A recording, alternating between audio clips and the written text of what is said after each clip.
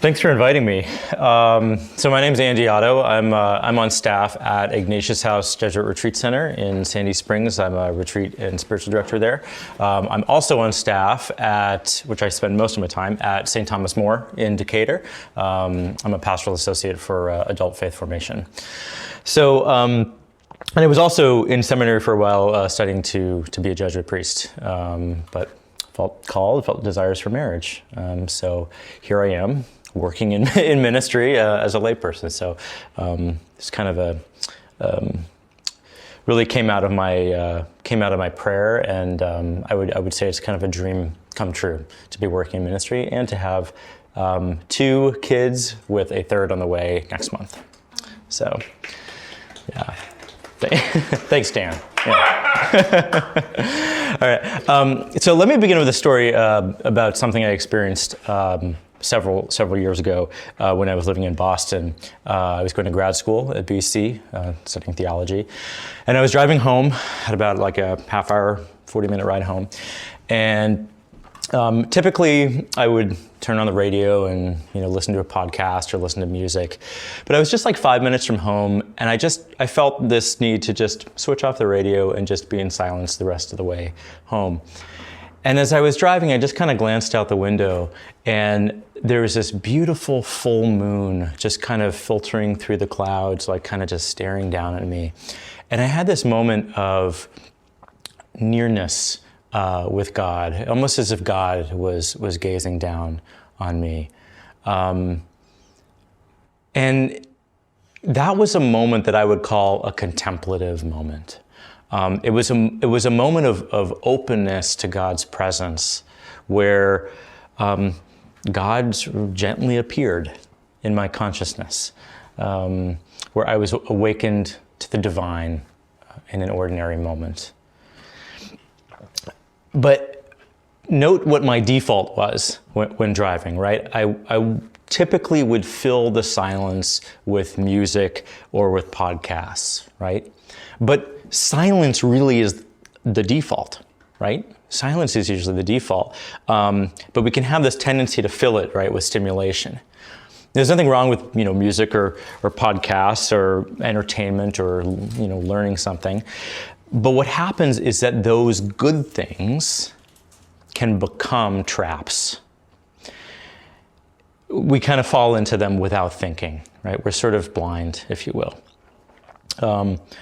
In other words, we switch on the radio, or we scroll on our phone, or we put in our AirPods unconsciously. It's without thinking. The Jesuit Anthony de Mello says that most people go about their world and their lives asleep.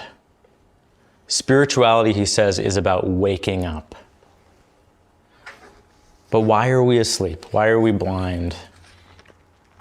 Well, I think as human beings who have lives and relationships and responsibilities and brains, it's easy to get caught up with the noise of the world. Right? We get distracted and fill our time with things that are not necessarily life-giving. Saint Basil the Great said, "One should aspire at keeping the mind in quietude. The eye that wanders continually around, now sideways, now up and down, is unable to distinctly see what lies under it. The spirit of man, if it is dragged about by the world's 1,000 cares, has no way to attain a clear vision of the truth." And I think the noise and the distractions that we find in modern living causes us to lose sight of what is essential in our lives.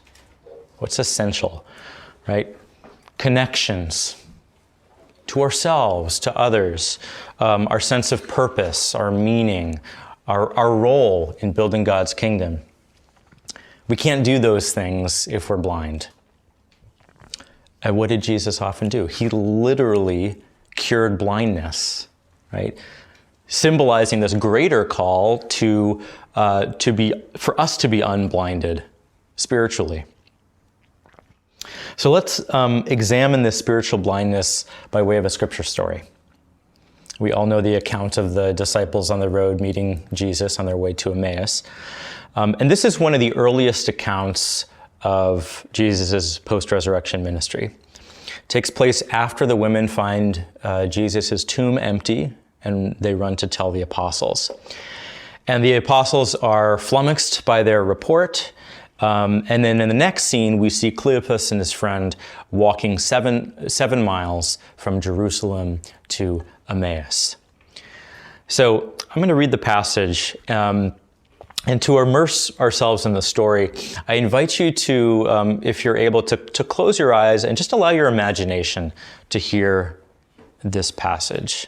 Right? You're listening to a story, so allow your heart and your mind to absorb it. What do you see? Now on that same day, two of them were going to a village called Emmaus, about 7 miles from Jerusalem, and talking with each other about all these things that had happened. While they were talking and discussing, Jesus himself came near and went with them, but their eyes were kept from recognizing him. And he said to them, "What are you discussing with each other while you walk along?" They stood still, looking sad. One of them, whose name was Cleopas, answered him, "Are you the only stranger in Jerusalem who does not know the things that have taken place there in these days?" He asked them, "What things?" They replied, "The things about Jesus of Nazareth, who was a prophet, mighty in deed and word before God and all the people, and how our chief priests and leaders handed him over to be condemned to death and crucified him. But we had hoped that he was the one to redeem Israel. Yes, and besides all this, it is now the 3rd day since these things took place. Moreover, some women of our group astounded us.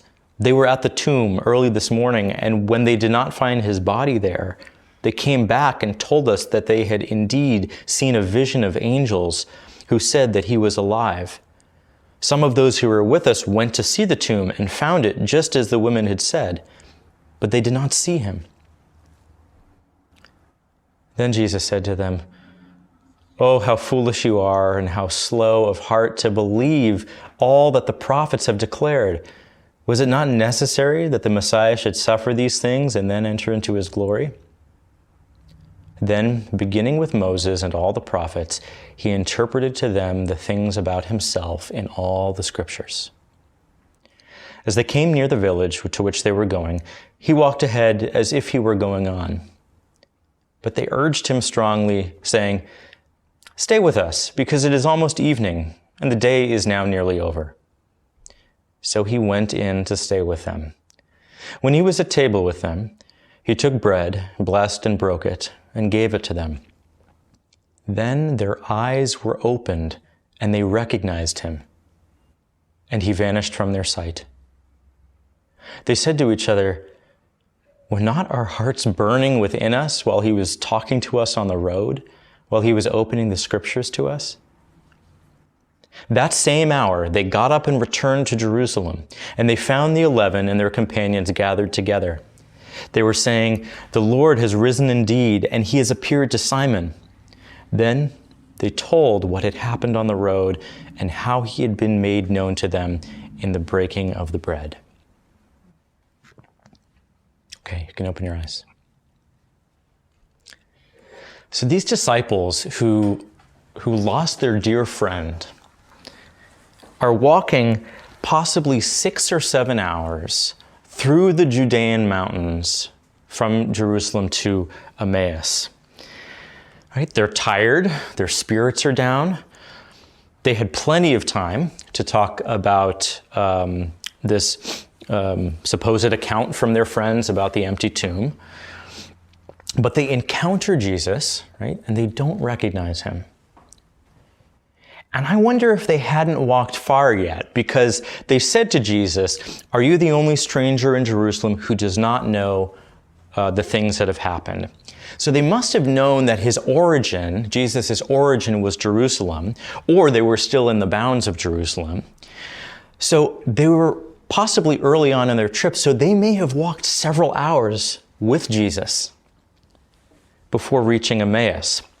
I think sometimes we think of this encounter as kind of more brief than it probably is. But no, it says It says, beginning with Moses and all the prophets, he explained everything about the Messiah in the Hebrew Scriptures, right? So they had to have had plenty of time to get a whole course on the Scriptures from Jesus, right? So what happened during that time, right? But let's back up, right? These disciples, their eyes were closed, right? They had heard the prophecies. They had even heard Jesus himself prophesy about his own death and resurrection, but they were blinded. The Emmaus story is profound because it's all about relationship and connection with Jesus in these many hours that they were with him. Even the disciples themselves recognize a deeper union with each other after they encounter Jesus on the road. And intrigued by this man, after hours of walking, they invite him to their home for a meal. Right? There was something about him that touched the deepest desires of their heart, more than the meal itself. They simply wanted to spend more time with him, just to be in his presence, right? To allow their hearts and minds to be opened, to allow their spiritual eyes to be opened. So Dan asked me to talk about contemplation.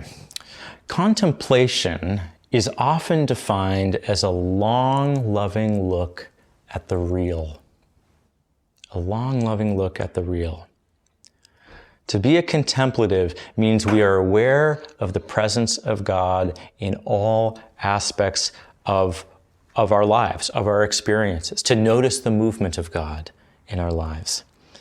Right? And what is this real? What is the real that we see?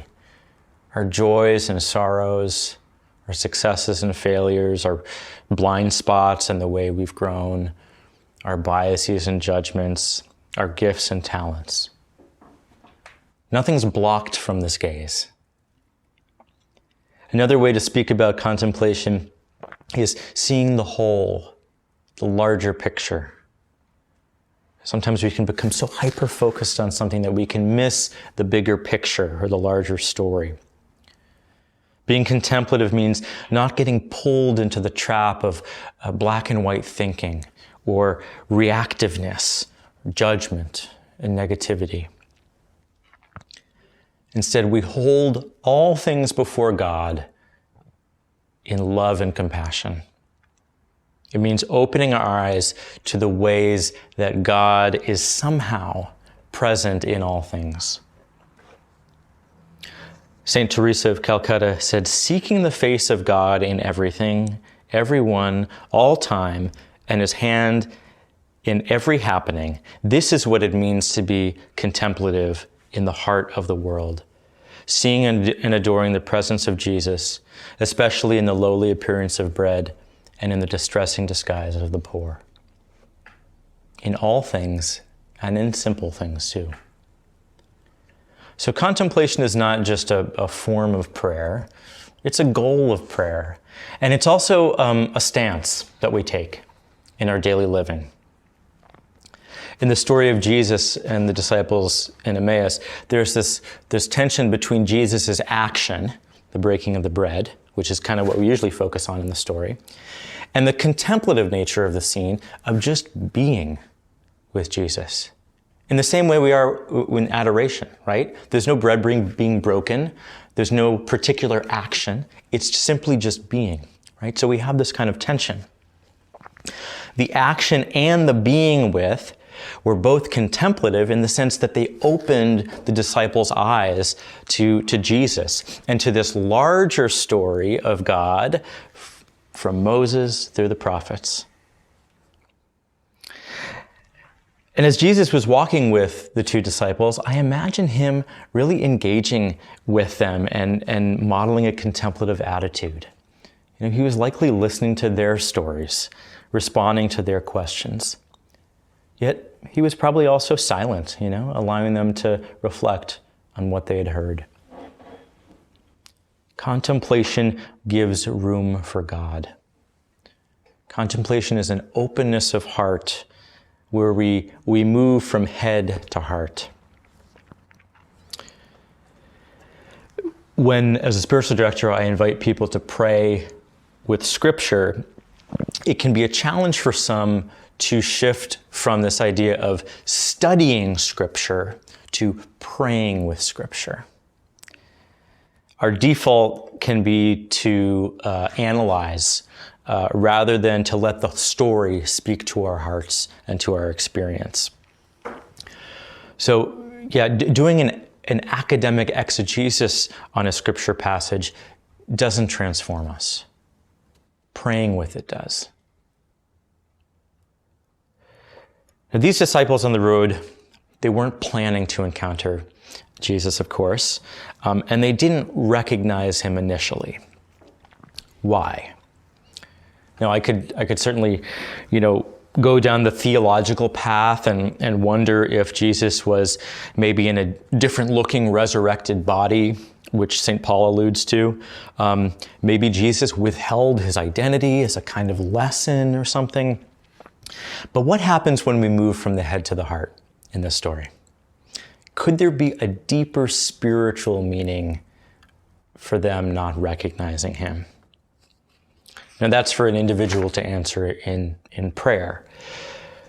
But, these disciples, they knew the pre-resurrection Jesus, right? But had they truly met him? That's the question that comes up for me. And I can tell you about the days when I could tell you about Jesus. But do I know Jesus in the way that I'd know a close friend or my spouse? And does knowing Jesus, knowing him, it's like a heart knowing, right? Does that truly transform me? Right? Like a deep, intimate encounter with a friend. The passage says their eyes were open and they recognized him. And the Greek word used for recognized is epignoson, which means to become thoroughly acquainted with, to know thoroughly. In other words, their entire experience with this man, from his teachings on the road to spending time with him at their home, the breaking of the bread, culminates this aha moment. We know him. In fact, I'm directing a retreat this week at Ignatius House, and one of my retreatants said she was at Mass yesterday, and the priest was talking about Jesus in his homily, and I'm thinking, that's usually typically what we talk about in the homily, but it was like this something that was new to her. But she said she had this moment where she's like, yeah, I know him. This Jesus, yeah, I know him. And it was a brand new feeling she never experienced before, right? She could talk about Jesus. Oh yeah, I know about Jesus. I pray to Jesus. No, I know him.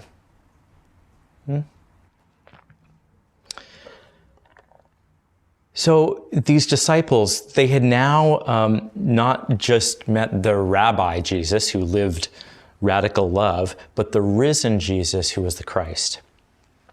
They had given themselves to spending time with this man. They had opened their hearts, and so it opened their eyes in a new way.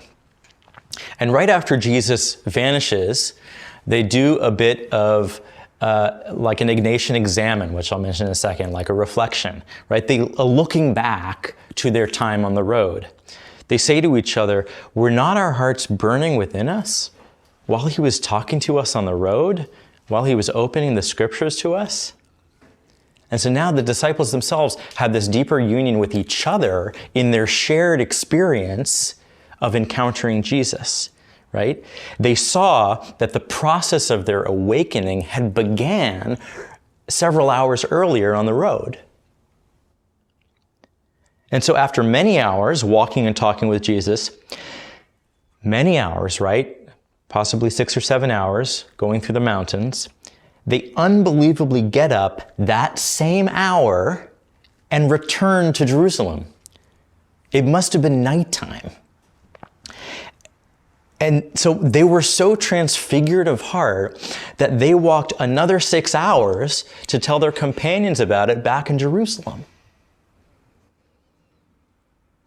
Wow. This is what happens when you pray with a scripture passage. Now let me talk a bit about the examen. So in Ignatian spirituality, which is a spirituality based on the life and the experience of St. Ignatius of Loyola, who founded the Jesuit order, the examen is a prayerful review. Raise your hand if you're familiar with the examen, if you've heard about it. It's basically a prayerful review of the last 24 hours, although you can do it for any period of time. And you look over the day with contemplative eyes. You give a long, loving look at the real of your lived experience. And you ask yourself, where did I see God? Where did I feel distant from God? How was I loving? How was I reactive? Right? So the examen wakes us up to reality. And this is why the examen is not so much an examination of conscience, but of consciousness. Are we awake? Are we aware? Are we conscious? Right? And whenever we find ourselves reacting to something in the moment, it means we're asleep. It means we're letting our worst self through, our ego. It reminds me of the parable of the thief in the night, right? Where the thief breaks in because the servants aren't vigilant.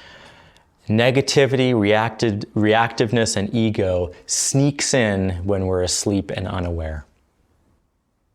So the practice of the examen helps make us aware. And if we can look back and do this reflecting at the end of the day, right, being aware of the ways that we're maybe asleep during the day, then we can start to do it in the moment. We can start to live more in the moment.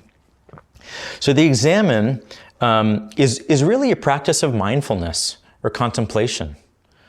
How did I respond to that? What was going on within me? How did I love? How did I react blindly? How did I care for my neighbor?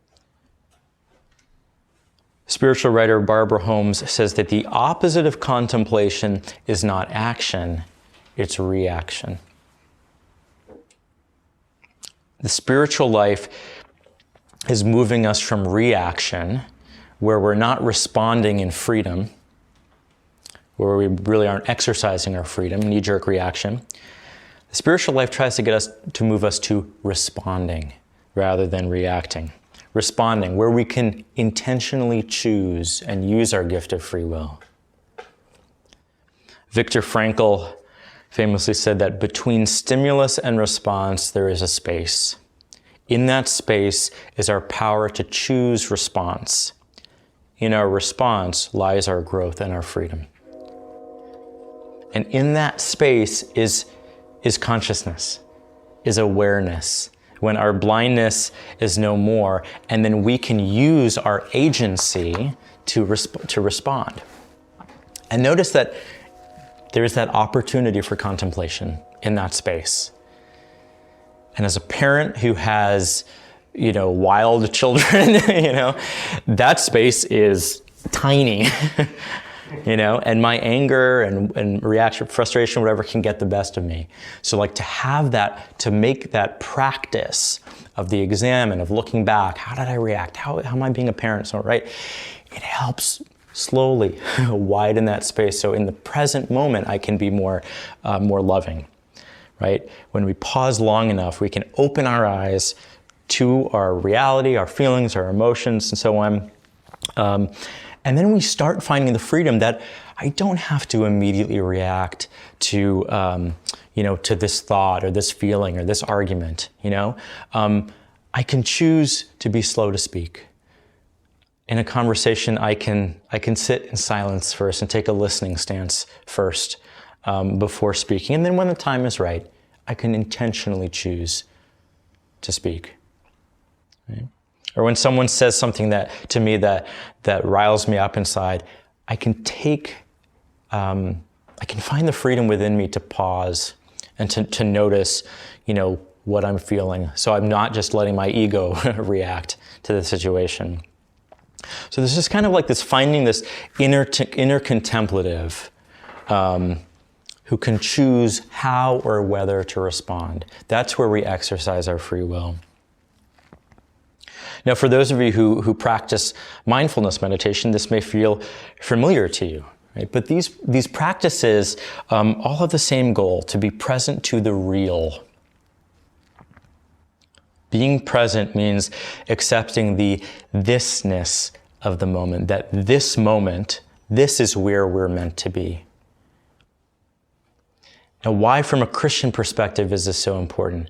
Because this is where we meet God, in the here and now, right? A God who lives in our present reality and our lived experience, who speaks wisdom through our feelings and experiences in the here and now, right?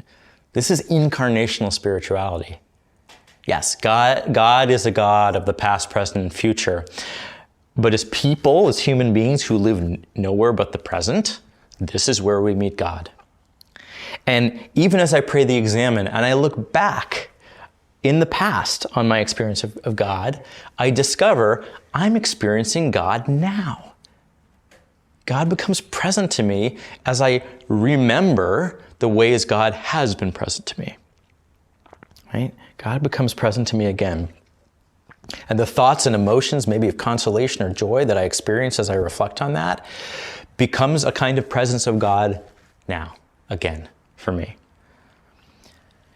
It's kind of like the mystery of the Eucharist, where Christ, who is present in all time, becomes present in a particular way here and now.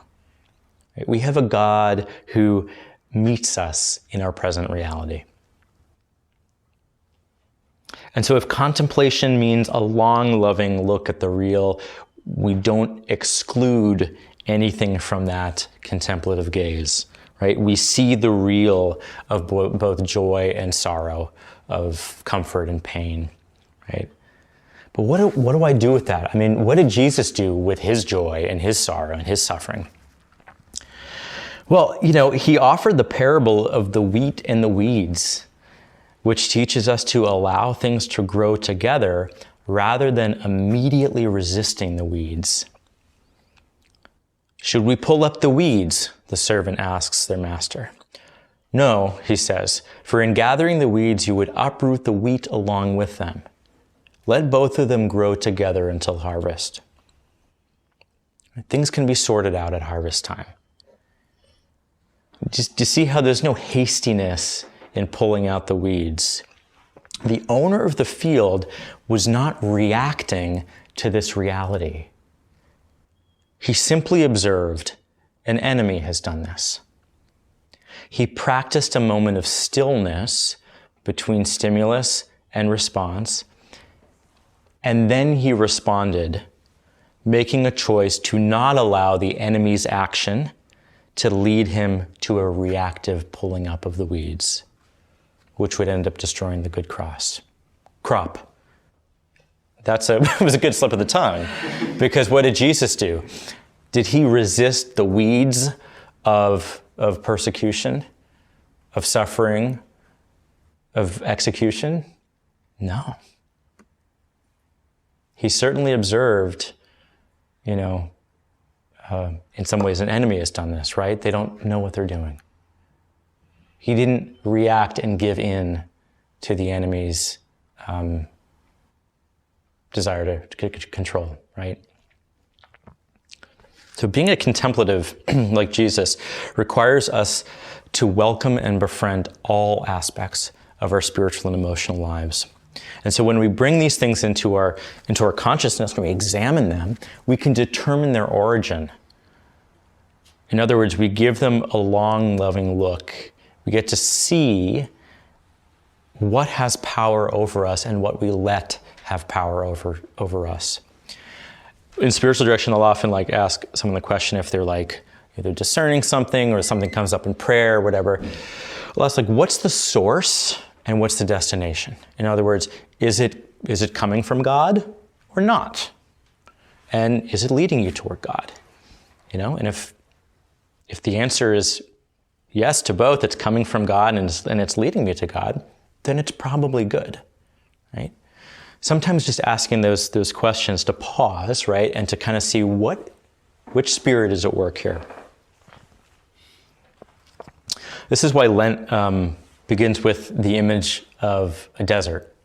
Right? A desert is a contemplative space, right, where we discover what is essential. We put aside the noise and the distractions and focus on God's Spirit within. This is why the desert mothers and fathers of the early Christian tradition often said, "Go to your cell and your cell will teach you everything."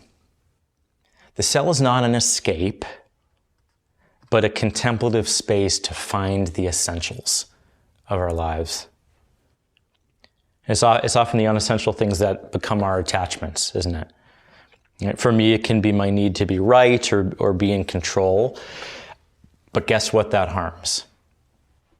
It harms relationships, which is an essential in our lives.